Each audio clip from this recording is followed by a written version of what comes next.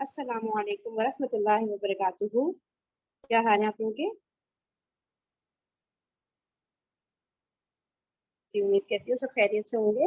اچھا، ہم لوگوں نے الحمدللہ کسی حد تک حضرت عمر رضی اللہ تعالیٰ عنہ کی پرسنالٹی کے بارے میں جاننے کی کوشش کی تھی. اب آج سے انشاءاللہ حضرت عثمان رضی اللہ تعالیٰ عنہ، جن کا آپ کو پتہ ہے کہ بہت زیادہ کنٹروورسیز ان کے اگینسٹ کی گئی ہیں ساری چیزیں، تو کوشش کرتے ہیں کسی حد تک وہ ہمیں سمجھ میں آئے، تاکہ ساری بیک گراؤنڈ سمجھ آ رہی ہوگی تو پوری اسلامک ہسٹری ہمیں کسی حد تک کلیئر ہوگی انشاءاللہ. پلے کرتی ہوں ویڈیو.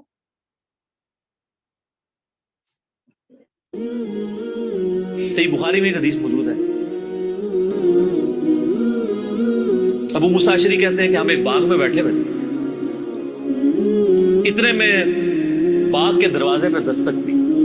نبی علیہ السلام نے فرمایا کہ جو کوئی بھی ہے نا دروازے پہ اسے جنت کی بشارت دے. کہتے دروازہ کھولا تو سیدنا ابوبکر رضی اللہ تعالیٰ اندر آ گئے. تھوڑی دیر بعد پھر دستک دی، ٹھک ٹھک. آپ فرمایا اب بھی جو آیا نا اسے جنت کی بشارت دے. دروازہ کھولا سیدنا عمر. پھر تیسری دفعہ جب دستک ہوئی تو نبی علیہ السلام فرمایا اب جو کوئی آئے نا اسے جنت کی بشارت دو، لیکن ان مصیبت اور پریشانیوں کے ساتھ جن سے اس کو گزرنا پڑے گا. تو کہتے ہیں میں نے دروازہ کھولا تو حضرت عثمان تھے، اور میں نے کہا کہ رسول اللہ نے آپ کے بارے میں یہ کہا کہ جنت ہے لیکن آپ کی جنت تکلیف کے ساتھ جڑی ہوئی ہے. تو انہوں نے کہا میں اللہ سے مدد مانگتا ہوں ان فتنوں کے اگینسٹ. اسی کا ایک طریق صحیح بخاری میں، اس میں اسی طرح یہ الفاظ ہے. پہلے حضرت ابوبکر آئے، پھر حضرت عمر آئے، اور اس میں یہ الفاظ ہیں کہ نبی علیہ السلام ایک کنویں کی منڈیر پہ بیٹھے ہوئے تھے. پرانے زمانے میں وہ کنویں ہوتے تھے نا، ابھی بھی آپ دیکھیں نا بڑے کنویں ہوتے ہیں، قلعہ اور طاس میں بنے ہوئے ہیں. تو اس کی وہ جو باہر منڈیر نکلی ہوتی ہے نا، دیوار چھوٹی سی، اس پہ آپ علیہ السلام بیٹھے ہوئے تھے. تو پہلے حضرت ابوبکر کو جنت کی بشارت ملی، نبی علیہ السلام نے ان کو اپنے دائیں جانب بٹھا لیا. حضرت عمر کو اپنی بائیں جانب بٹھا لیا. جب حضرت عثمان اندر انٹر ہوئے تو جگہ ختم تھی، تو حضرت عثمان نبی علیہ السلام کے سامنے منڈیر پہ آ کے بیٹھ گئے. تو راوی حدیث کہتے ہیں کہ میں نے اس حدیث سے رزلٹ نکالا ہے کہ ابو بکر عمر کی قبر رسول اللہ کے ساتھ بنے گی، اور حضرت عثمان کی قبر نبی علیہ السلام کے ساتھ نہیں بنے گی، وہ سامنے بنے گی. یہ راوی نے بعد میں جب قبروں کے بعد ڈیسائیڈ کیا، یعنی وہ جو تابعی ہے تبع تابعی ہے. اور سر واللہ سیدنا عثمان کی قبر نبی علیہ السلام کی قبر مبارک کی سیدھ میں، بالکل سیدھ میں بقیع غرقد قبرستان کے اندر موجود ہے. اور چند ایک قبریں جو باقی ہیں نا اس وقت اپنی صحیح فارم کے اندر سنت کے مطابق یہ ہے، یعنی وہ بہت اونچی نہیں ہے، ارد گرد وہ پتھروں کی فصیل بنی ہوئی ہے چھوٹی سی، وہ ایک بالش جو اجازت ہے صحیح بخاری میں اونٹ کی کوہان جتنی، اور بالکل ڈومیننٹ جگہ کے اوپر ہے. وہ سامنے وہ ارد گرد اس کی کوئی اور قبر بھی نہیں ہے، ڈومیننٹ جگہ پہ. پہلے تو خیر سلطنت عثمانیہ کے دور میں مزار بھی اس پہ بہت بڑا بنا تھا. آپ کو پرانی تصاویر مل جائیں گی 1886 کی، وہ تو پھر سعودی حکومت نے توڑوائے. ظاہر ہے وہ خلاف سنت مزار بنے ہوئے تھے. تو وہ یعنی سیدنا عثمان کی قبر بالکل صحیح سنت سے چلتی آ رہی ہے. اور یہ چونکہ حدیثیں میں نے پڑھی ہوئی تھی نا، میں نے کافی دفعہ سیدنا عثمان رضی اللہ تعالیٰ عنہ کی قبر مبارک پہ اشک بار آنکھوں کے ساتھ حاضری دی ہوئی ہے الحمدللہ. تو سیدنا عثمان کی قبر پہ میں یاد ہے، میں اشراق کے بعد ایک بار گیا نا تو مجھے اچانک یہ حدیث یاد آئی نا. تو میں نے یعنی وہ قبر کے پاس کھڑے ہو کے روضہ شریف کی طرف دیکھا نا، تو بالکل ایگزیکٹ سیدھ میں وہ قبر ہے. اللہ تعالیٰ نے ان کو صبر دیا. حالانکہ آپ دیکھیں کہ شروع میں اسلام قبول کر پہلے 10 مسلمانوں میں سے سیدنا عثمان. حضرت ابوبکر صدیق کے یہ بڑے بیسٹ فرینڈ تھے، ان کی دعوت سے اسلام قبول کیا. عشرہ مبشرہ 10 جنتی صحابہ میں سے 5 ایسے ہیں جو حضرت ابوبکر صدیق کی دعوت سے مسلمان ہوئے. ان میں سے ایک حضرت عثمان ہے. یہ پہلے 10 مسلمانوں میں سے. پھر آپ کے لیے فضیلت یہ کہ نبی علیہ السلام کی 2 بیٹیاں آپ کے عقد میں. ذوالنورین کا لقب اسی لیے ملا، 2 نوروں والا. نبی علیہ السلام کی آنکھوں کا نور، اسے وہ دوسرے وہ نور والے مسئلے نکالنے شروع کر دیتے ہیں. یہ نور جو ہے نا وہ محاورتاً لفظ استعمال ہوا ہے، فزیکل نور نہیں ہے. ویسے تو ہم نبی علیہ السلام کو نور مانتے ہیں، نور ہدایت ہے. میرا اس پہ بھی کلپ ہے، اِنَّا أَرْسَلْنَاكَ شَاهِدًا وَمُبَشِّرًا وَنَذِيرًا وَدَاعِيًا إِلَى اللَّهِ بِإِذْنِهِ وَسِرَاجًا مُنِيرًا. تو مانتے ہیں چمکا دینے والا سورج. اور نبی علیہ السلام کے داماد ہونے کا ذکر سیدنا عثمان کا، یہ آپ کو نہج البلاغہ میں مولا علی کا خطبہ بھی مل جائے گا، جس میں حضرت عثمان کو انہوں نے جو سمجھانے کے لیے آئے تھے کہ تمہاری اس طرح شکایتیں گورنروں کی آ رہی ہیں.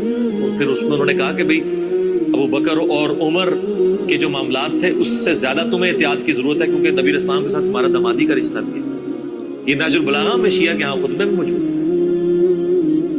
اور عشرہ مبشرہ میں بھی شامل ہے جو ابو داؤد ترمذی میں حدیث ہے. 10 بندوں کو ایک مجلس میں نبی علیہ السلام نے جنت کی بشارت دی. اس میں پہلے 4 خلفائے راشدین ہیں، ابو بکر، عمر، عثمان و علی. 4 خلفائے راشدین، اس کے بعد طلحہ، زبیر، عبد الرحمن بن عوف، سعد بن ابی وقاص اور سعید بن زید، ابو عبیدہ بن جراح. تو یہ 10 لوگوں کو ایک مجلس میں جنت کی بشارت دی. اس میں بھی سیدنا عثمان شامل ہے. اور سیدنا عثمان کو تو جنت کی بشارت کئی دفعہ ملی ہوئی. جامعہ ترمذی میں مسند احمد میں حدیث موجود ہے، جب باغیوں نے ان کو گھیر لیا، محصور کر دیا. آج میں اس ٹاپک کی طرف نہیں چل رہا، وہ ایک علیحدہ سے ایک سٹوری ہے، ادھر پھر کئی اور چیزیں بھی آئیں گی، میں وہ مذاکر کرا نہیں کرنا چاہتا. سیدنا عثمان رضی اللہ تعالیٰ عنہ کو مسجد میں جانے سے روک دیا، میٹھا پانی آپ کے گھر پہنچنے سے روک دیا گیا. تو آپ گھر کی چھت پہ کھڑے ہوئے اور انہوں نے خطاب کیا جو لوگ وہاں پہ ان کو گھیرے ہوئے تھے. ترمذی میں پورا ڈیٹیل خطبہ موجود ہے. مشکات میں آلموسٹ آپ کو ساری حدیثیں حضرت عثمان کے چیپٹر میں آپ کو تیسری جلد میں مل جائیں گی. تو ان کا لوگوں، میں تمہیں اللہ کی قسم دیتا ہوں اور اسلام کا واسطہ دے کے پوچھتا ہوں، کیا تمہیں یاد نہیں ہے کہ نبی علیہ السلام جب مدینہ شریف ہجرت کر کے آئے تھے تو مسلمانوں کے لیے میٹھے پانی کا کنواں نہیں تھا، اور نبی علیہ السلام نے کہا تھا کہ کون ہے کہ جو کنواں لے کر وقف کرے اور جنت میں سے بہتر کنواں لے لے. تو میں نے اپنے حلال مال سے وہ کنواں خرید کے وقف کیا. تو سب نے کہا کہ ہم گواہی دیتے ہیں کہ آپ کے لیے بشارت تھی. کون گواہی دے رہے ہیں؟ جو مخالفین ہیں، پروٹیسٹ کرنے آئے ہیں.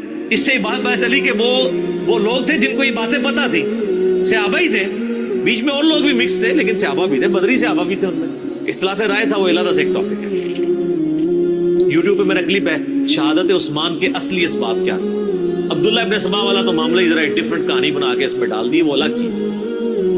پھر سیدنا عثمان نے کہا کہ تمہیں یہ یاد نہیں ہے کہ مسجد نبوی کی توسیع کی باری آئی تو نبی علیہ السلام نے فرمایا کون ہے جو مسجد نبوی کے لیے زمین لے کے وقف کرے توسیع کے لیے کہ جنت میں اس سے بہتر اسے اللہ تعالیٰ قطع عطا فرمائے.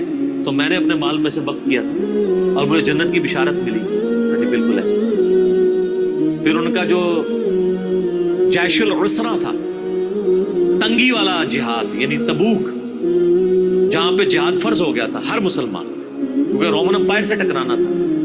تو نبی علیہ السلام نے جب چندے کی اپیل کی تھی تو میں نے 1000 دینار نبی علیہ السلام کی جھولی میں ڈرا کے ڈالے تھے، اور نبی علیہ السلام اپنے مبارک ہاتھوں سے یوں ان کو الٹ پلٹ کرتے تھے اور کہتے تھے عثمان جنتی آج کے بعد جو مرضی کرے.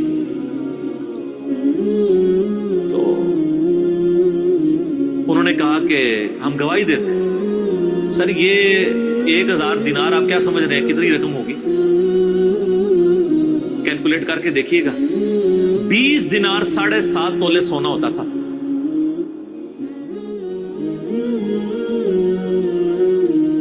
تو 7.5 تولے کو 50 سے ضرب دیں، 450 کے قریب، بلکہ اس سے بھی زیادہ.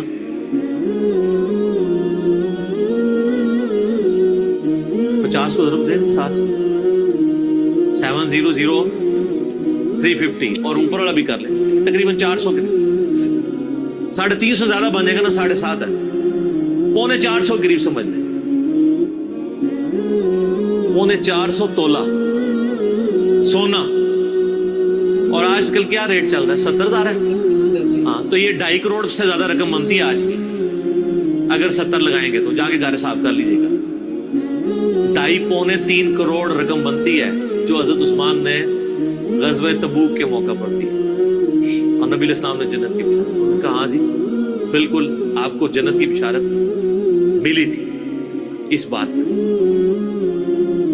انہوں نے کہا تم مجھے نہ اب یہ بھی بشارتیں گنواتے جا رہے تھے، اور عثمان کہہ رہے تھے دیکھو مسجد میں نے وقف کی، مجھے مسجد میں نماز نہیں پڑھنے دے رہے ہو. کنواں میں نے لے کے دیا اور مجھے میٹھا پانی نہیں، مجھے کڑوا پانی پینا پڑتا ہے، مجھے تم پانی تک نہیں جانے دے رہے ہو، اور تم مان بھی رہے ہو ان چیزوں میں مجھے جنت کی بشارت ملی ہے. پھر عثمان نے چوتھا اور آخری سوال کیا کہ کیا تمہیں یہ حدیث نہیں پہنچی ہے اور یہ حدیث بخاری میں بھی ہے، ترمذی کا یہ والا حصہ کہ نبی اسلام ایک دفعہ غارے پہاڑ ہیرا کے اوپر چڑھے، ہیرا پہاڑ کے اوپر، حضرت ابو بکر، عمر اور حضرت عثمان یہ ساتھ تھے نبی اسلام، 4 بندے تھے یہ ٹوٹل. تو پہاڑ جو ہے وہ جھوم پڑا، ہلنا شروع ہو گیا. وہ تو بخاری مسلم حدیث ہے. ہیرا ایک پہاڑ ہے لیکن ہم سے محبت، وہ احد پہاڑ کے بارے میں آتا ہے. احد ایک پہاڑ ہے، ہم سے محبت کرتا ہے، ہم بھی اس سے محبت کرتے ہیں. بعض روایتوں میں احد کا ذکر ہے، بعض میں ہیرا کا ذکر ہے. بال الٹیمیٹلی یہ ہے کہ نبی الاسلام نے فرمایا کہ اے پہاڑ تھم جا، اس وقت تجھ پہ ایک نبی، ایک صدیق اور 2 شہید ہیں. 2 شہید کون؟ حضرت عمر اور عثمان. جو مسلم کی حدیث ہے اس میں یہ ہے کہ حضرت علی بھی تھے، طلحہ بھی تھے، زبیر بھی تھے. تو نبی الاسلام نے فرمایا کہ اس وقت تجھ پر انبیاء، شہداء اور صدیق کے علاوہ کوئی نہیں ہے. اس سے یہ بھی نبی الاسلام نے غیبی خبر دے دی کہ یہ باقی سارے شہید ہونے والے ہیں. حضرت طلحہ بھی شہید ہوئے ہیں جنگ جمل میں، حضرت زبیر بھی اور مولا علی بھی اور سیدنا عثمان بھی. تو انہوں نے کہا ہاں آپ کو شہید ہونے کی خبر دی تھی. تو انہوں نے کہا اللہ کی قسم، رب کعبہ کی قسم، میں کامیاب ہو گیا. میں نے تم سے یہی منوانا تھا کہ نبی علیہ السلام نے مجھے شہید کہا ہوا ہے، میں شہید ہوں. لیکن خیر ترمذی میں تو ادھر ہی ہے. باقی آپ تاریخی روایتیں پڑھیں گے اور باقی کتابیں دیکھیں گے، اس میں آپ کو ملے گا کہ وہ کہتے ہیں کہ حضرت یہ باتیں ساری صحیح ہیں لیکن اب آپ بدل چکے ہیں. نہیں، وہ جیسا ہمیں بھی کہتے ہیں کہ حضرت باتیں تو آپ کی ٹھیک ہیں لیکن کے بعد پھر اس طرح کی باتیں شروع ہو جائیں. تو یعنی بدقسمتی جب کسی پہ چھائی ہو.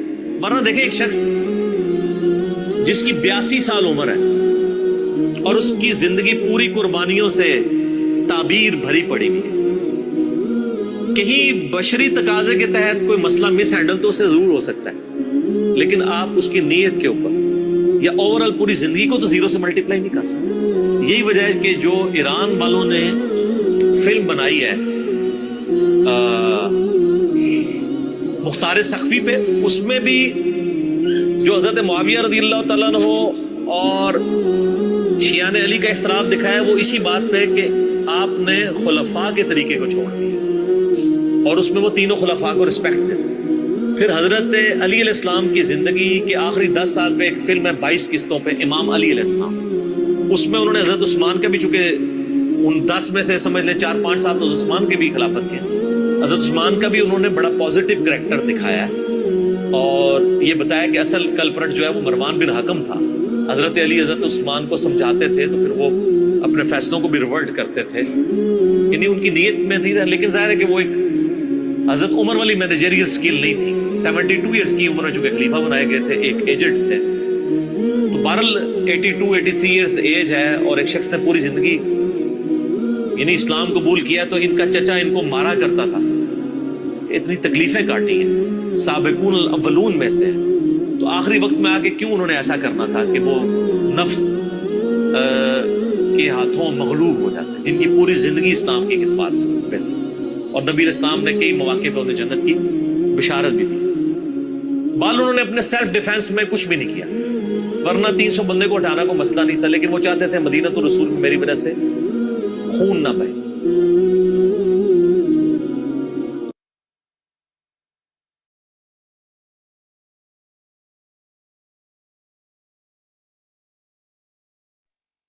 اچھا، نیکسٹ ویڈیو ہے ڈاکٹر اسرار کی اور اس کا ٹائٹل ہے شہادت عثمان رضی اللہ تعالیٰ عنہ کا تاریخی پس منظر.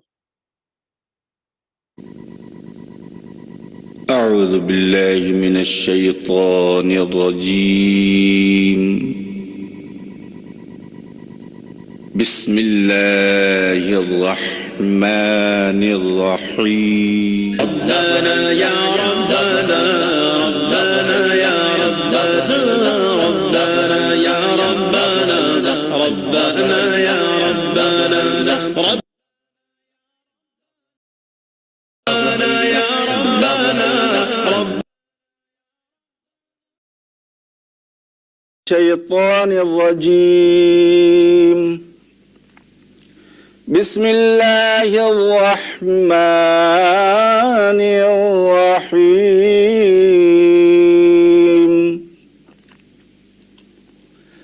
ولا ولنبلونكم بشيء من الخوف والجوع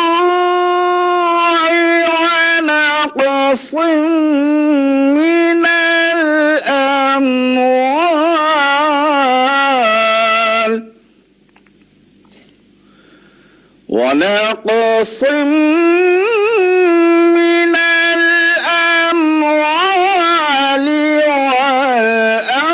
والأنفس والثمرات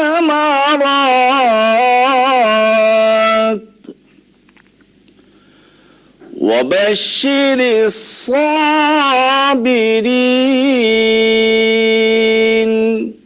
صدق الله العظيم. نحمده ونصلي على رسوله الكريم. اما بعد فاعوذ بالله من الشيطان الرجيم. بسم الله الرحمن الرحيم. ولا تقولوا لمن يقتل في سبيل الله اموات بل احياء ولكن لا تشعرون. وَلَنَبْلُوَنَّكُمْ بِشَيْءٍ مِّنَ الْخَوْفِ وَالْجُوعِ وَنَقْصٍ مِّنَ الْأَمْوَالِ وَالْأَنفُسِ وَالثَّمَرَاتِ وَبَشِّرِ الصَّابِرِينَ الَّذِينَ إِذَا أَصَابَتْهُم مُّصِيبَةٌ قَالُوا إِنَّا لِلَّهِ وَإِنَّا إِلَيْهِ راجعون.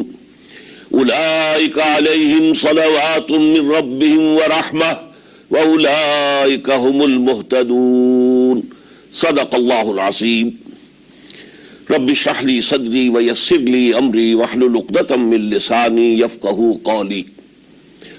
اللہم ربنا الہمنا رشدنا واعذنا من شرور انفسنا. اللہم ارنا الحق حقا وارزقنا اتباعہ وارنا الباطل باطلا وارزقنا اجتنابہ. آمین یا رب العالمین.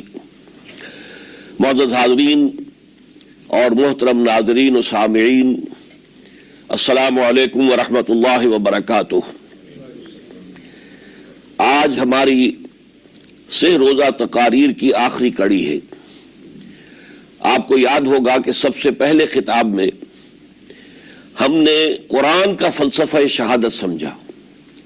قرآن مجید میں یہ اصطلاح کس معنی میں آئی ہے، اور اس کے ساتھ ہی امت مسلمہ کا فرض منصبی. وَكَذَلِكَ جَعَلْنَاكُمْ أُمَّةً وَسَطًا لِتَكُونُوا شُهَدَاءَ عَلَى النَّاسِ وَيَكُونَ الرَّسُولُ عَلَيْكُمْ شَهِيدًا. تو اللہ کے دین کو بالفعل قائم کرنے کے لیے، تاکہ نوع انسانی پر ایک ابدی حجت قائم ہو جائے کہ اللہ کا دین قابل عمل ہے، اسے قائم کیا جا سکتا ہے، اور یہ بہترین سماجی نظام ہے. پولیٹیکو سوشو اکنامک سسٹم اس سے بہتر آج تک چشم فلک نے نہیں دیکھا. یہ حجت قائم کرنے کے لیے جن حضرات نے اپنی جانوں کا نذرانہ پیش کر دیا، گویا کہ وہ اللہ کے گواہ قرار پائے، ان کے لیے لفظ شہید استعمال کیا گیا. دوسرے لیکچر میں آپ کو یاد ہوگا کہ ہم نے یہ بات سمجھنے کی کوشش کی کہ جب اللہ کا دین جزیرہ نماء عرب میں قائم ہو گیا، اور گویا کہ ہم کہہ سکتے ہیں کہ انقلاب محمدی علی صاحب الصلاۃ والسلام کی تکمیل ہو گئی، تو جیسے کہ ہر انقلاب کے ساتھ ہوتا ہے، اس کے بعد کچھ کاؤنٹر ریولوشنری موومنٹس شروع ہوئی. چنانچہ سب سے پہلے اندرون ملک عرب جھوٹے نبی کھڑے ہو گئے، نبوت کے جھوٹے دعوے دار، اور بہت سے لوگوں نے حکومت کو زکوٰۃ ادا کرنے سے انکار کر دیا. اور یہ فتنہ اتنا بڑا تھا کہ واقعہ یہ ہے کہ اگر اسے کرش نہ کر دیا جاتا تو انقلاب محمدی علی صاحب الصلاۃ والسلام اسی وقت ناکام ہو جاتا. یہ حضرت ابو بکر صدیق رضی اللہ تعالیٰ عنہ کے فضائل کا سب سے درخشاں باب ہے کہ انہوں نے اپنے عزم اور ہمت اور استقلال اور اللہ پر اعتماد، اللہ پر توکل اور بھروسے کے ساتھ ان دونوں فتنوں کو آئرن ہینڈ کے ساتھ کرش کر دیا. اور سال سوا سال ہی میں ان دونوں کاؤنٹر ریولوشنری موومنٹس کو ختم کر کے اس کے بعد انہوں نے جلد ہی اس نظام کا گویا کہ انچارج حضرت عمر رضی اللہ تعالیٰ عنہ کو بنا دیا کہ جو خلیفہ ثانی ہیں. پھر ہم نے دیکھا کہ حضرت عمر کے زمانے میں رضی اللہ تعالی عنہ توسیع کا جو عمل ہے، توسیع انقلاب محمدی کا عمل بڑی تیز رفتاری کے ساتھ جاری ہوا، فتوحات کا سیلاب آیا، ایران پوری سلطنت تہس نہس ہو کر رہ گئی، اس کے پرچے اڑ گئے، سلطنت روما اپنے تمام شمالی افریقی مقبوضات سے محروم، مغربی ایشیا سے اسے بے دخل کر دیا گیا، صرف وہ یورپ کے اندر محدود ہو کر رہ گئی۔ اب ظاہر بات ہے کہ اس کے خلاف بھی تو پھر رد عمل ہونا تھا، کاؤنٹر ریولوشنری موومنٹس اٹھنی تھی۔ تو سب سے پہلے حضرت عمر رضی اللہ تعالی عنہ کی خلافت اور اس کے چراغ کو بجھانے کے لیے ایران کی طرف سے رد عمل ظاہر ہوا۔ ہرموزان جو ایک بڑا ان کا جرنیل تھا، اس کی سازش اور ابو لولو فیروز کے ذریعے سے حضرت عمر رضی اللہ تعالیٰ عنہ کو شہید کر دیا گیا۔ سمجھا یہ گیا تھا کہ یہ ساری عمارت شاید اسی شخصیت کی بل پر کھڑی ہے، لہذا جب میدان سے حضرت عمر ہٹ جائیں گے تو یہ خلافت کی پوری عمارت جو ہے وہ زمین بوس ہو جائے گی۔ لیکن معلوم ہوا یہ عمارت محمد کی بنائی ہوئی تھی صلی اللہ علیہ وسلم۔ کھنڈر بتا رہے ہیں عمارت عظیم تھی، بڑی عظیم عمارت تھی جو حضور نے تعمیر کی تھی، لہذا حضرت عمر کی شہادت سے کوئی فرق واقع نہیں ہوا۔ حضرت عثمان رضی اللہ تعالیٰ عنہ آ گئے میدان میں، اور میں بتا چکا ہوں آپ کو کہ ان کے میں دور خلافت کے جو 12 سال ہیں ان میں سے پہلے 10 سال بالکل حضرت عمر فاروق رضی اللہ تعالیٰ عنہ کی خلافت کے دور کی مثال ہے۔ اسی تیزی کے ساتھ انقلاب جو ہے آگے بڑھ رہا تھا، فتوحات کا دائرہ پھیل رہا تھا، اور اندرون ملک پورا امن، سکون، اطمینان اور چین تھا۔ لیکن ان کی دور خلافت کے آخری دنوں میں اب یہودیوں کی طرف سے رد عمل اور ایک کاؤنٹر ریولوشنری موومنٹ عبداللہ ابن سبا کے ذریعے سے، کہ جس نے اسلام کا لبادہ اوڑھا اور منافقت کے پردے کے ساتھ وہ عالم اسلام میں داخل ہوا، اور اس نے چونکہ دیکھ لیا کہ پرانی چپقلش ہے، پرانی چشمک ہے جو قریش کے 2 بڑے قبیلوں کے مابین یا 2 بڑے گھرانوں کے مابین چلی آ رہی تھی، بنو ہاشم، بنو امیہ۔ تو پہلے 2 خلفاء جو تھے وہ نہ بنو ہاشم سے تھے نہ بنو امیہ سے تھے۔ حضرت ابو بکر صدیق بنو تیم سے تھے، حضرت عمر بنی عدی میں سے تھے، لیکن حضرت عثمان اب بنو امیہ میں سے تھے۔ اس کو انہوں نے گویا کہ دکھتی رگ بنا کر پکڑا اور پروپیگنڈا شروع کیا کہ خلافت تو بنو ہاشم کا حق ہے، کیونکہ حضور ہاشمی تھے صلی اللہ علیہ وسلم، تو گویا کہ عثمان غاصب ہیں رضی اللہ تعالی عنہ، بلکہ ان سے دونوں پہلو جو تھے حضرت عمر اور حضرت ابو بکر وہ بھی غاصب ہیں۔ اس کے ساتھ ہی فتنے کی مختلف شکلیں انہوں نے شروع کی۔ یہ الفتنۃ الکبریٰ کہلاتا ہے ہماری تاریخ میں، عظیم ترین فتنہ، جس کے نتیجے میں حضرت عثمان رضی اللہ تعالیٰ عنہ شہید ہو گئے۔ اور ان کی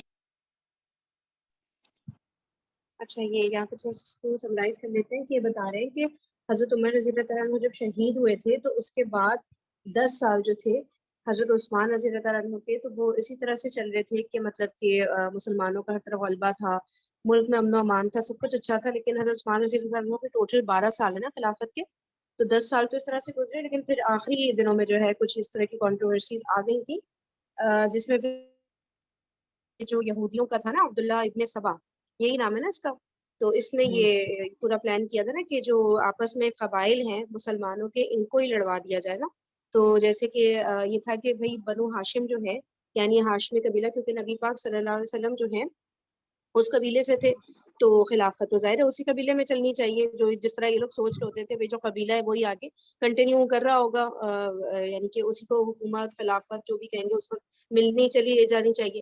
تو پھر اس وقت جو ہے یہ ہوا کہ حضرت ابو بکر رضی اللہ تعالیٰ عنہ وہ بھی ہاشمی نہیں تھے، ٹھیک ہے، بنو ہاشم قبیلے کے نہیں تھے، نہ بنو امیہ قبیلے کے تھے، اور حضرت عمر رضی اللہ تعالیٰ عنہ بھی ہاشمی قبیلے کے نہیں تھے، بنو ہاشم میں سے بھی نہیں تھے، بنو امیہ میں سے بھی نہیں تھے، ٹھیک ہے۔ تو پھر اور حضرت عثمان رضی اللہ تعالیٰ عنہ کا بھی یہی تھا کہ وہ بنو امیہ میں سے تو تھے لیکن بنو ہاشم میں سے نہیں تھے، تو اس لیے پھر یہ کہا گیا کہ بھئی یہ تو ہاشمی قبیلے کو ملنی چاہیے تھی خلافت۔ تو یہ تینوں کے تینوں، اب یہ ورڈ یوز کریں غاصب، غاصب ورڈ کسے کہتے ہیں؟ مطلب جو قبضہ کر لیتا ہے، یا مطلب غاصبی ایک پوری اس کی وہ ہے، غاصبی جو ہے نا پوری ایک وہ ہے، کہنا چاہیے ایک قبیلہ کہہ لیں، کچھ کہہ لیں، ایک کہتے ہیں نا غاصبی جو ہے پوری ایک نسل ہے ان کی چلی ہوئی, اور یہ ہاں قبضہ کرنے والوں کو کہتے ہیں نا, مطلب جنہوں نے ہاں زبردستی سے مطلب کہتے ہیں وہ ناحق کیا طور ہو. پہ انہوں نے اپنا مطلب خلیفہ ہاں بن گئے تھے ہے نا. ہاں.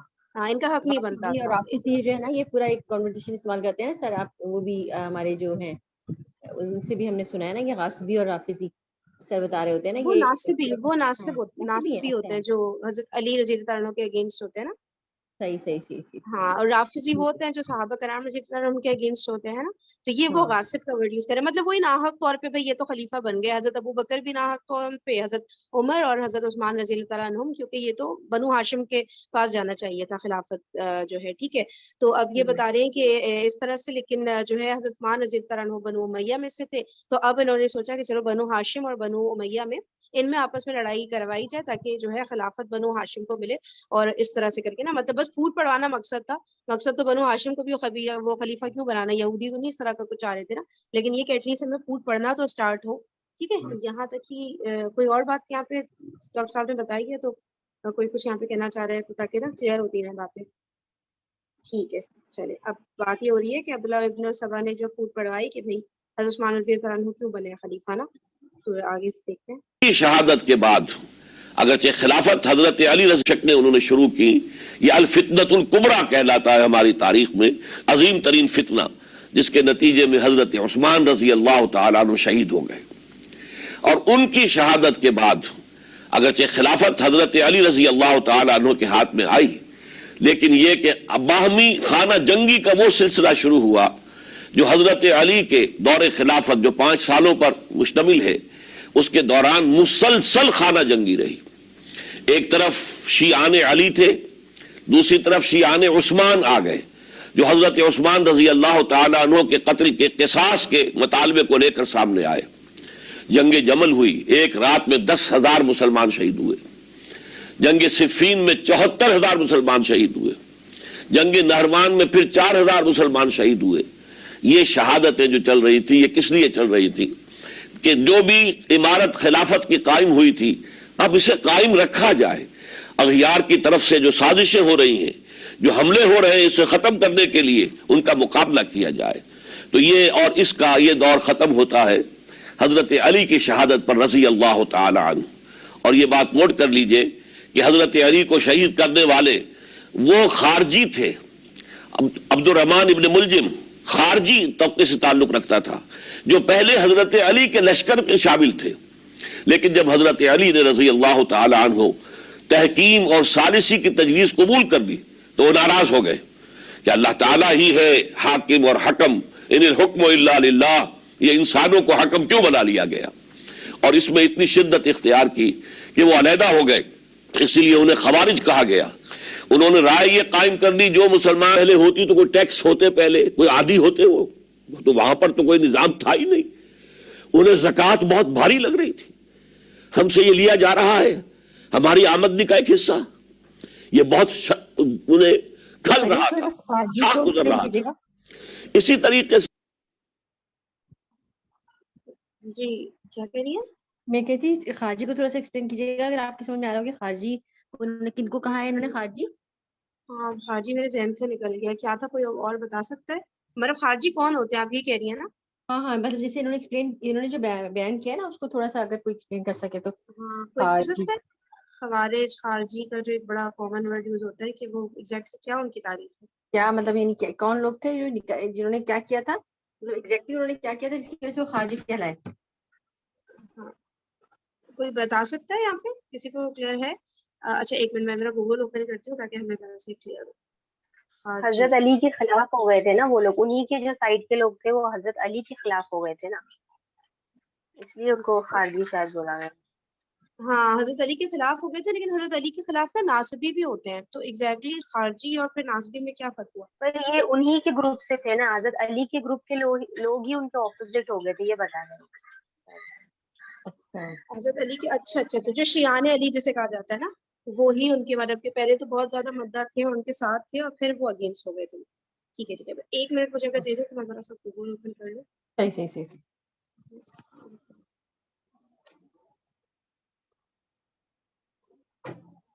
اچھا اس میں ایک تو یہ لکھا ہے ہر وہ شخص جو عوام کی متفقہ مسلمان حکومت وقت کے خلاف مسلح بغاوت کرے اسے خارجی، یعنی کہ اس وقت جو حکومت تھی یا خلافت تھی حضرت علی رضی اللہ تعالیٰ عنہ، تو ان کے اگینسٹ کھڑے ہو جانا اس کو خارجی بولتے ہیں کہ جو کرنٹ حکومت ہے کہ مطلب کسی خلفا کی حکومت نہیں مانیں گے، کہتے ہیں اللہ حق میں صرف اللہ کی ہے اور کسی خلیفہ کی حکومت نہیں مانیں گے، یہ بیسیکلی ہو رہا تھا نا. اچھا اچھا اچھا اچھا صحیح. اچھا لفظ خارجی جب صفت کسی کی بات کی وضاحت کے لیے استعمال ہو تو یہ بیرونی یا باہر سے متعلق یا ظاہری کے معنی میں آتا ہے.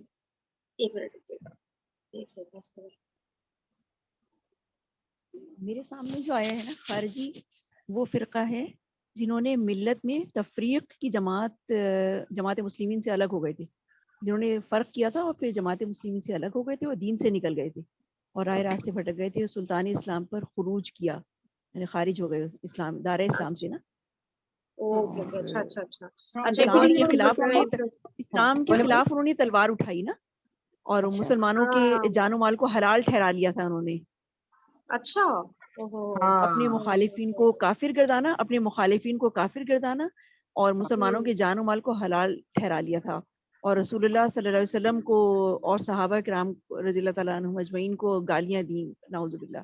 اور یہ داعش بھی ہے نا آج کل کے دور میں، جو ایک داعش تھے نا، تو وہ بھی اسی کی قسم ہے. داعش جو تھے نا کہ جو مطلب مسلمان ہی کہلاتے ہیں، لیکن یہ مطلب بہت سخت جسے کہتے ہیں نا کہ یعنی جو انہوں نے سر نے ہی بتایا تھا نا ہم لوگوں کو کہ جو نماز کے حوالے سے بھی تھا کہ جو نماز نہیں پڑھے اور اس کو کہتے تھے کہ بس اس کو قتل کر دیا جائے، اس طرح کی چیز بھی تھی. ہاں مطلب اتنی سخت ان کی وہ چیزیں تھیں کہ اس پہ انہوں نے بالکل ڈفرینٹ طرح کا اسلام انہوں نے اپنا لیا تھا. رافضی جو تھے نا، وہ انہوں نے چند صحابہ کو مانتے تھے اور کچھ صحابہ کو چھوڑ دیا تھا انہوں نے، تو یہ رافضی تھے. صحیح. اور نواز تو بالکل ہی مطلب خارج اسلام ہو گیا تھا نا. بالکل. اچھا خروج کا لکھا رہا ہے، خروج کا معنی نکلنا ہے. یہ امیر المومنین سیدنا حضرت علی رضی اللہ تعالیٰ عنہ کی اطاعت سے اعلانیہ طور پر خارج ہو گئے تھے. یہ متشدد قسم کے لوگ تھے جو ظاہر میں تو قرآن مجید کو فیصلہ کن قرار دیتے تھے، لیکن در حقیقت سنت، احکام دین اور اطاعت امیر کے حوالے سے سخت گمراہی میں جا پڑے. حضرت علی رضی اللہ تعالیٰ عنہ نے ان کے خلاف جنگ کی. رسول اللہ صلی اللہ علیہ وسلم کی احادیث مبارکہ میں ان لوگوں کی صفات اور نشانیاں بتائی گئی تھی، اور حضرت علی رضی اللہ تعالیٰ عنہ کا ان سے جہاد کرنے کی پیشن گوئی بھی موجود تھی. اچھا چنانچہ حضرت علی رضی اللہ تعالیٰ عنہ نے ان ارشادات کی روشنی میں ان کے خلاف جنگ کر کے ان کی بیعت کنی فرمائی. ٹھیک ہے، یعنی کہ بس یہ ویسے تو شو کرے ہوتے تو بھائی ہم تو بہت زیادہ قرآن کے وہ ہیں، مطلب کہ ایگزیکٹ فالو کرنے والے. داعش کرتی نا فرین، میں آپ کو داعش یہی قوم تھی نا، داعش جو تھی نا ایک شروع ہوئی تھی نا داعش قوم، کہ داعش جو ہے وہ مسلمانوں کو قتل کر رہے ہیں، سخت اسلام کے اوپر وہ کر رہے ہیں، اور وہ اپنی ان کی مطلب اللہ کو مان رہے ہوتے ہیں، اللہ تعالیٰ کو مانتے ہیں، لیکن یہ اپنی ان کی جو سنت پہ عمل نہیں کرنا اور یہ ساری چیزیں نا. اچھا اور جو اس وقت جو خلافت ہے اس کے فرین ابھی جو آپ نے ڈیفینیشن پڑھی ہے نا، یہ بہت سالڈ ہے، اس کو شیئر کر دیجیے گا پلیز. چلے میں کر دوں گی انشاءاللہ. چلے کہ اللہ تعالیٰ ہی ہے حاکم اور حکم، ان الحکم الا للہ. یہ انسانوں کو حکم کیوں بنا لیا گیا؟ عبد الرحمن ابن ملجم کا مقابلہ کیا جائے تو یہ اور اس کا یہ دور ختم ہوتا ہے حضرت علی کے. اچھا تھوڑا سا میں نے پیچھے سے پلے کیا، ٹھیک ہے، تاکہ وہ خارجی کا دوبارہ سے اب ہم سنیں گے ڈاکٹر صاحب کو تھوڑا کلیئر ہو. شہادت پر رضی اللہ تعالی عنہ. اور یہ بات نوٹ کر لیجئے کہ حضرت علی کو شہید کرنے والے وہ خارجی تھے. عبد الرحمن ابن ملجم خارجی طبقے سے تعلق رکھتا تھا جو پہلے حضرت علی کے لشکر میں شامل تھے، لیکن جب حضرت علی نے رضی اللہ تعالی عنہ تحکیم اور ثالثی کی تجویز قبول کر دی تو وہ ناراض ہو گئے کہ اللہ تعالیٰ ہی ہے حاکم اور حکم، ان الحکم الا للہ. یہ انسانوں کو حکم کیوں بنا لیا گیا؟ اور اس میں اتنی شدت اختیار کی کہ وہ علیحدہ ہو گئے، اس لیے انہیں خوارج کہا گیا. انہوں نے رائے یہ قائم کر دی جو مسلمان پہلے ہوتی تو کوئی ٹیکس ہوتے، پہلے کوئی عادی ہوتے، وہ تو وہاں پر تو کوئی نظام تھا ہی نہیں. انہیں زکوٰۃ بہت بھاری لگ رہی تھی، ہم سے یہ لیا جا رہا ہے، ہماری آمدنی کا ایک حصہ. یہ بہت انہیں کھل رہا تھا، شاخ گزر رہا تھا. اسی طریقے سے عرب کی صورت یہ تھی کہ پورا ملک تقسیم تھا قبائلی، اور ہر قبیلے کا سردار گویا کہ اپنے علاقے کا وہ بے تاج بادشاہ تھا. جیسے آپ کو معلوم ہے افغانستان میں طالبان کے آنے سے پہلے وار لارڈز مختلف علاقوں کے اندر انہوں نے پھاٹک لگا لیے, اپنے علاقے بنا لیے, ہر ایک اپنی جگہ پر میں خود یہاں کا مالک ہوں, مختار ہوں. اور اب طالبان کے خاتمے کے بعد دوبارہ وہی صورت پیدا ہو گئی, امن و امان ختم ہو چکا ہے, وار لارڈز ہیں, ان کے اپنے علاقے ہیں. تو ان کے لیے ظاہر بات ہے کہ وہ دبک تو گئے تھے جب ان کی پیش نہیں جا رہی تھی, جب وہ مجبور ہو گئے تھے, انہوں نے اطاعت قبول کر لی تھی. اسی لیے ان کے بارے میں سورہ حجرات میں فرمایا گیا قالت الاعراب آمنا, یہ بدو کہہ رہے ہیں ہم ایمان لے آئے. قل, اے نبی ان سے کہہ دیجئے, لم تؤمنوا, تم ایمان نہیں لائے ہو, ولکن قولوا اسلمنا, یوں کہو کہ ہم نے اطاعت قبول کر لی ہے, ہم اسلام لے آئے ہیں. ولما يدخل الايمان في قلوبكم, ابھی تک ایمان تمہارے دلوں میں داخل نہیں ہوا. یہ سب کا معاملہ نہیں تھا لیکن اکثر کا معاملہ تھا. ان میں مومنین صادقین بھی تھے لیکن اکثر کا معاملہ یہ تھا.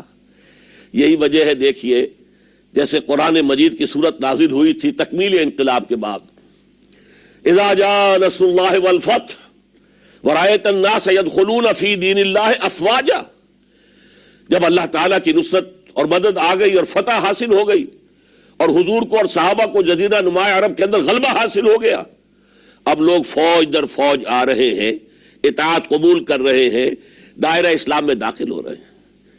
لیکن نوٹ کیجئے حضور کے انتقال کے بعد جو یہ دو کاؤنٹر ریولوشنری موومنٹس اٹھی, ایک جھوٹے مدعیان نبوت اور ایک منکرین زکوٰۃ, ان کے نتیجے میں تقریباً پورا عرب مرتد ہو گیا.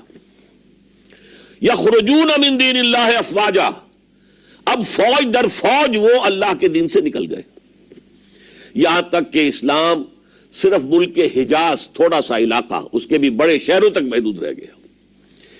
یہ خطرناک صورتحال تھی. دیکھیں آپ یہ کہہ رہے ہیں نا کہ فوج در فوج لوگ اسلام سے نکل گئے, ہمارے آس پاس کیسی باتیں ہوتی ہیں نا کہ اچھا سب لوگ ہی غلط ہیں, جو کہہ رہے سبھی غلط, بس تم کو جو پتہ ہے بس وہی صحیح ہے.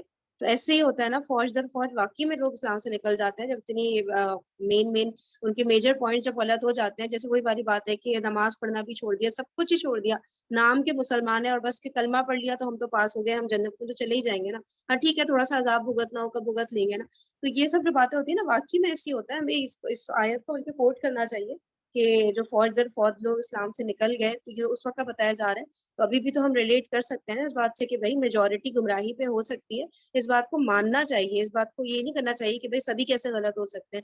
تو کیوں نہیں ہو سکتے, ایک علاقے کی بہت بڑی عوام غلط ہو سکتی ہے, سب کے سب عقیدے بھی غلط ہو سکتے ہیں, اعمال بھی, کچھ بھی ہو سکتا ہے. تو اس کو کوئی اتنی کوئی انہونی بات نہیں ہے کہ ایسا نہیں ہو سکتا نا.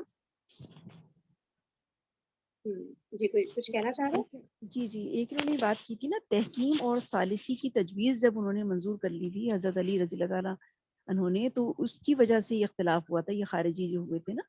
تو دوبارہ سے وہ بتا دیے گا تحکیم اور ثالثی, تحکیم اور ثالثی جو ہے نا, یہ میں ابھی گوگل سے بھی نکال کے پھر اس کو ڈسکس کریں گے. یہ جنگ جمل اور جنگ صفین کا اس میں ذکر آئے گا, اور حضرت عثمان رضی اللہ تعالیٰ عنہ کی قصاص کے حوالے سے اس میں بات ہوئی ہے, جو اس میں تحکیم اور ثالثی کا ایشو ہوا ہے نا. تحکیم کے میننگ کیا ہوتے ہیں پتہ ہے کسی کو؟ تحکیم حکم, میرے خیال سے حکم, احکام, حکم نامہ جاری کرنا حکمرانوں کی طرف سے جو موجودہ ہوتے ہیں. ثالثی 3 کو کہتے ہیں کا, جس میں مطلب وہ ہو جائے, اتفاق رائے ہو جائے. چلے آپ سرچ کر لیں اس سے پہلے دونوں ورڈز کا, پھر ایگزیکٹ وہ ہم لوگ ریڈ کرتے ہیں ہمارے ساتھ. چلے اوکے, جس سے کہ حضرت ابو بکر صدیق رضی اللہ تعالیٰ عنہ کو سابقہ پیش آیا. وہ اگرچہ ایک بڑے نحیف الجسم, بڑے رقیق القلب انسان تھے, بہت رحیم اور شفیق, حضور کی شخصیت کا عکس کامل تھے. جیسے حضور کی طبیعت میں نرمی, رقت, شفقت, رحمت, ایسے ہی ان. لیکن جب ذمہ داری کا بوجھ آیا ہے, چیلنج آیا ہے تاریخ کا, اس وقت معلوم ہوا کہ ان کی تو شخصیت آہنی ہے, بڑی قوی, بہت مضبوط. ان کا عزم, ان کی ہمت, ان کا استقلال, ان کا اللہ پر توکل. اس موقع پر میں آپ کو بتاتا ہوں بہت سے لوگوں نے مشورہ دیا تھا کہ مصلحت کا تقاضا ہے کہ کئی محاذ نہ کھولیے بیک وقت. مسلمانوں کے دل پہلے ہی زخمی ہیں حضور کے انتقال کی وجہ سے. پھر حضور نے ایک جیش اسامہ تیار کیا تھا. ہم نے چاہا تھا کہ آپ اسے روک دیں. آپ نے کہا نہیں, جو لشکر حضور نے تیار کیا ابو بکر اسے نہیں روکے گا, وہ گیا. پھر جو مدعیان نبوت ہوئے وہ تو یقیناً کافر ہو گئے, لہذا ان سے بھی قتال کرنا پڑے گا. کم سے کم منکرین زکوٰۃ کے ضمن میں نرمی کیجئے. انہوں نے کفر نہیں کیا, کلمہ شہادت پڑھتے ہیں, نماز کا انکار نہیں کیا, زکوٰۃ کا بھی انکار نہیں کیا. یہ کہا کہ ہم آپ کو نہیں دیں گے, اپنی زکوٰۃ جمع کریں گے, اپنے ہی غریبوں میں تقسیم کر دیں گے. لیکن حضرت ابو بکر اور یہاں تک کہ حضرت عمر نے مشورہ دیا کہ مصلحت کا تقاضا ہے کہ مانعین زکوٰۃ کے ساتھ نرمی کی جائے. حضرت ابو بکر نے فرمایا, عمر تم ایام جاہلیت میں تو بڑے سخت تھے, بڑے مضبوط تھے, بہت طاقتور تھے. خدا کی قسم اگر یہ زکوٰۃ میں حضور کے زمانے میں اونٹ کے ساتھ اونٹ کو باندھنے والی رسی بھی دیتے تھے, اور اب اگر یہ کہیں گے کہ اونٹ لے جاؤ رسی نہیں دیں گے, تب بھی میں قتال کروں گا. اس لیے کہ ایبدل الدین وانا حی, کیا دین میں ترمیم کر دی جائے گی جبکہ میں زندہ ہوں؟ ابو بکر کے جیتے جی یہ نہیں ہو سکتا. لہذا ہم دیکھتے ہیں تاریخ کے اندر, چونکہ صدیقیت بہت اعلیٰ مقام ہے, نبوت کے بعد کا درجہ صدیقین, پھر شہداء, پھر صالحین, اور یہ ہے صدیق اکبر, افضل البشر بعد الانبیاء بالتحقیق ابو بکر صدیق. سال 1.5 سال کے اندر دونوں فتنوں کی سرکوبی کر دی گئی, کنسولیڈیٹ ہو گیا انقلاب دوبارہ. اس میں ہزاروں صحابہ کرام کی جانیں گئی ہیں. ایک جنگ یمامہ مشہور ہے, مسیلمہ کذاب کے خلاف 500 حفاظ اس جنگ میں شہید ہو گئے. تشویش ہو گئی کہ اگر حفاظ جو ہے اس طرح شہید ہو گئے تو کہیں قرآن گم نہ ہو جائے, ضائع نہ ہو جائے. کتابی شکل میں تو تھا ہی نہیں, وہ تو سینوں میں محفوظ تھا. اس لیے تجویز پیش کی گئی کہ اب اسے کتابی شکل میں, جیسے ایک کتاب 2 جلد کے گتوں کے مابین ہوتی ہے, مابین الدفتین مرتب کر دیا جائے. تب یہ کام کیا گیا. بہرحال پہلا مرحلہ یہ تھا کہ کاؤنٹر ریولوشنری موومنٹس, چونکہ ابھی انقلاب صرف عرب میں آیا تھا اور عرب ہی کے اندر سے کاؤنٹر ریولوشنری موومنٹس ابری, جھوٹی نبوت اور مانعین زکوٰۃ کی شکل میں. اور حضرت ابو بکر رضی اللہ تعالی عنہ نے اپنی عظیمت کا ثبوت دیتے ہوئے ان دونوں موومنٹس کو کچل کر رکھ دیا اور انقلاب اسلامی کو اثر نو کنسولیڈیٹ کر کے پھر قیادت حکم خداوندی کی روح سے کہ ان کے انتقال کا وقت آ گیا تو حضرت عمر فاروق کو نامزد کر کے ان کے سپرد کر دی رضی اللہ تعالی عنہ. حضرت عمر فاروق رضی اللہ تعالیٰ عنہ کا عہد خلافت یہ اسلام کے ایکسپینشن کا دور ہے. اب جو وہ انٹرنل ڈفتی ختم ہو گئی, انٹرنلی کنسولیڈیٹ ہو گیا انقلاب محمدی صلی اللہ علیہ وسلم, لہذا پوری طاقت کے ساتھ اب 3 لشکر نکلے ہیں, مشرق کے لیے, شمال کے لیے, مغرب کے لیے, اور فتوحات کا دائرہ شروع ہوا. 10 برس حضرت عمر رضی اللہ تعالیٰ عنہ کے خلافت کے وہ ہیں, نوٹ کیجئے, جس میں ایک سلطنت 2 سپر پاورز اس وقت کی تھی, کئی 100 سال سے چلی آ رہی تھی, 2 سپر پاورز, اور دونوں جزیرہ نمائے عرب کے سر پر بیٹھی ہوئی تھی. سلطنت ایران, عراق سے ہو کر سلطنت ایران, کہ خسرو کے زمانے سے, ذوالقرنین کے زمانے سے عظیم مملکت تھی, سپر پاور. دوسری طرف سلطنت روما, دی رومن امپائر, 3 بر اعظموں کو محیط تھی. رومن امپائر پورا شمالی افریقہ اس کے تحت تھا, پورا مغربی ایشیا اس کے تحت تھا, شام اس کے تحت تھا, ترکی اس کے تحت تھا, اور یورپ کا سارا مشرقی علاقہ اس کے تحت تھا. Roman empire. آپ کو معلوم ہے حضرت عمر کے زمانے میں رضی اللہ تعالی عنہ سلطنت کسرا کے تو پرخ چڑھ گئے, نام ختم ہو گیا, وجود نہ رہا عظیم سلطنت کسرا. حالانکہ آپ کے علم میں ہوگا ان کا بڑا شاندار ماضی تھا, کہ خسرو اور کہ قباد بڑے بڑے یہ کیانی کہلاتے ہیں، یہ کیان جو ہے یہ بڑی عظیم ایک یوں سمجھیے کہ خاندان تھا بادشاہوں کا، لیکن یہ کہ وہ پوری سلطنت کسریٰ ختم ہو گئی۔ کیوں؟ اس نے حضور کے نامہ مبارک کو چاک کیا تھا، اور حضور نے فرما دیا تھا صلی اللہ علیہ وسلم، خسرو نے میرا خط نہیں چاک کیا، اپنی سلطنت چاک کر دی، اور واقعتاً سلطنت کسریٰ جو ہے ختم ہو گئے، نام و نشان ختم ہو گیا۔ دوسری طرف سلطنت روما تھی، عیسائیوں کے ساتھ، چونکہ وہ تھی کرسچین، عیسائیوں کے ساتھ حضور کے زمانے میں کوئی براہ راست تصادم نہیں ہوا تھا، سارا تصادم ہوا تھا یا مشرکین عرب سے اور یا یہودیوں سے۔ عیسائی جو ہے عربین پیننسولا میں تھے ہی نہیں، یمن کے علاقے میں کچھ تھے لیکن ان کی کوئی حیثیت نہیں تھی، لہذا کوئی کنفرنٹیشن نہیں ہوئی۔ دوسرے عیسائیوں میں ابھی اہل علم موجود تھے، جیسے آپ کو معلوم ہے نجاشی بادشاہ کیسے ایمان لے آئے، اس نے حضرت عیسیٰ کے بارے میں پوچھا، حضرت جعفر طیار رضی اللہ تعالیٰ عنہ نے سورہ مریم کی آیات پڑھ کر سنائی، اور اس نے کہا بین ہی جو ان آیات میں تم نے پڑھا ہے، عیسیٰ کی حقیقت اس سے تن کے برابر بھی زیادہ نہیں ہے۔ اسی طرح ہرقل نے جب اس کو حضور کا نامہ مبارک پہنچا، اس نے جو بھی پیغامبر آئے تھے ایلچی، ان کا اکرام کیا، احترام کیا۔ وہ عالم تھا، جان گیا کہ یہ نبی آخر الزمان ہے، چاہتا تھا کہ میں ایمان لے آؤں بشرطے کہ میرے سارے درباری سپہ سالار بھی ایمان لے آئیں۔ جیسے کہ سن 300 عیسوی میں پوری رومن امپائر نے عیسائیت اختیار کی تھی، اس سے پہلے وہ بت پرست تھے۔ 300 عیسوی میں سلطنت روما کا جو ایمپرر تھا وہ ایمان لے آیا حضرت عیسیٰ پر۔ اس وقت تک ظاہر بات ہے اسلام حضرت عیسیٰ کا دین تھا، حضور تو ابھی آئے نہیں، حضور کے آنے میں تو ابھی 300 برس سے باقی ہے۔ وہ عیسائی ہو گیا، پوری مملکت عیسائی ہو گئی، تو وہ نظام جو تھا حکومت کا برقرار رہا، انٹیکٹ رہا۔ ہرقل یہ چاہتا تھا کہ اسی طرح میری پوری سلطنت ایمان لے آئے تو میری حکومت برقرار رہے، لیکن یہ کہ اس کے جو درباری تھے اور اس کے بڑے بڑے جو سپہ سالار اور جرنیل تھے انہوں نے ریجیکٹ کر دیا، اور یہ بادشاہت کی بیڑی اس کے پاؤں میں پڑی رہ گئی۔ ایمان تو نہیں لایا لیکن پہچان گیا تھا حضور کو صلی اللہ علیہ وسلم۔ اور اس سلطنت روما سے پھر آپ کو معلوم ہونا چاہیے کہ مسلمانوں نے اس کی 3 ٹانگوں میں سے 2 ٹانگیں توڑ دی، پورے شمالی افریقہ سے نکال باہر کیا، پورے مغربی ایشیا سے، یہ شام اور ترکی کا علاقہ اناطولیہ نکال دیا، اور اس کی سلطنت محدود رہ گئی یورپ کے اندر۔ تو یہ عظیم کام ہوئے ہیں حضرت عمر رضی اللہ تعالی عنہ کے عہد میں۔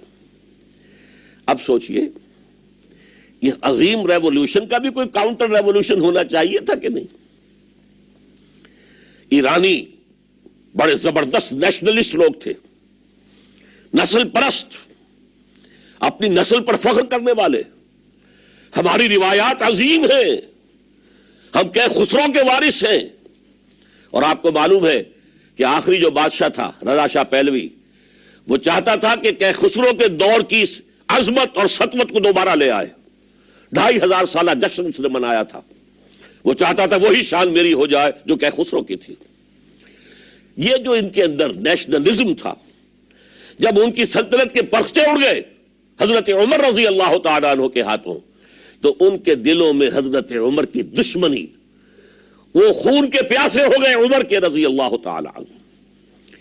میں یہاں آپ کو ذرا ایک حوالہ دے دوں، فردوسی نے جو شاہ نامہ لکھا، حالانکہ وہ مسلمان تھے لیکن چونکہ پرانے ایرانی ذہن کی عکاسی کر رہے تھے، تو انہوں نے جب کہ عرب فوجیں آئی ہیں تو اس نے ایران کا جو اپنے اوپر فخر تھا اس کی ترجمانی کرتے ہوئے لکھا ہے، زشیر شتر خوردنو سوسمار عرب را بجائیست آیت قرار کہ تختے کیارا کنند آرزو تفو برتو ہے چرخ گرداں تفو، کہ یہ عرب اونٹنیوں کا دودھ پینے والے، گوہ کھانے والے، یہ گوہ ایک بڑی سی چھپکلی کا جیسا جانور ہوتا ہے جو صحرا کے اندر ہوتا ہے، اور وہ اپنا ایک گھر بنا کر رہتا ہے، اسے کھاتے تھے یہ. تو یہ گوہ کھانے والے، اونٹنیوں کا دودھ پینے والے عرب، آج ان کی یہ جرت، یہ جسارت، یہ ہمت کہ تخت کیان کنند آرزو، کہ وہ آج آرزو کر رہے ہیں کہ کئے سلطنت کئے کا تخت جو ہے وہ ہمیں مل جائے. تفو بر تو ہے چرخ گرداں تفو، تف ہے تجھ پر اے گردش کرنے والے آسمان، تف ہے تجھ پر. لہذا اب کاؤنٹر ریولیوشنری موومنٹس آئی ہے. حضرت عمر کی شہادت اس کا نتیجہ ہے. ہرمزان ایک جرنیل تھا اور اس کے جنگی جرائم اتنے شدید تھے ایرانی کے کہ واجب القتل تھا. وہ گرفتار ہو کر حضرت عمر کے سامنے پیش کیا گیا. حضرت عمر نے فرمایا یہ واجب القتل ہے، اس کی گردن اڑا دی جائے.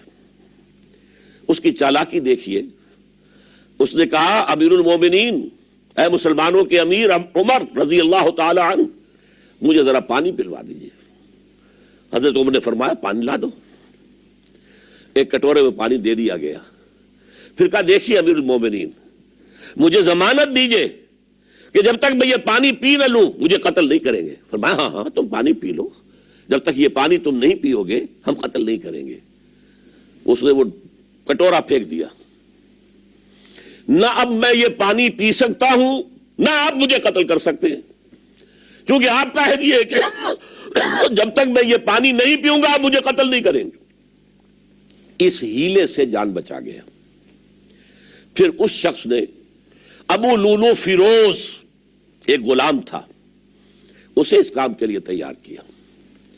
حضرت مغیرہ ابن شعبہ کا غلام تھا وہ، اور حضرت مغیرہ نے اس سے روزانہ کی ایک اجرت کہ تم کام کرو، مجھے صرف 7 آنے روزانہ دے دیا کرو. اس نے آ کر حضرت عمر سے کہا کہ میرا جو آقا ہے مغیرہ ابن شعبہ یہ مجھ سے بہت زیادہ طلب کرتا ہے. حضرت عمر نے پوچھا کیا دیتے ہو؟ 7 آنے. تم کرتے کیا ہو؟ کہ میں نجار بھی ہوں، میں لوہار بھی ہوں، میں یہ کام کرتا ہوں. فرمایا اتنے پیشوں کا جاننے والا اس کے لیے یہ روزانہ کا ٹیکس یہ زیادہ نہیں ہے، یہ تمہیں دینا چاہیے. اس نے کہا میں چکیاں بھی بناتا ہوں. حضرت عمر نے فرمایا پھر ایک چکی ذرا مجھے بھی بنا دینا. کہنے لگا آپ کے لیے تو میں ایسی چکی بناؤں گا کہ جس کی آواز دنیا بھر میں جائے گی. وہ شخص ہے اور ہرمزان کی سازش کے تحت وہ ایرانی جسے بعد میں ایرانیوں نے کیا کہا، جس نے قتل کیا حضرت عمر فاروق کو، حضرت ابو لولو فیروز. آج بھی ایران میں اس کی قبر کی تصویریں بکتی ہیں بازار کے اندر.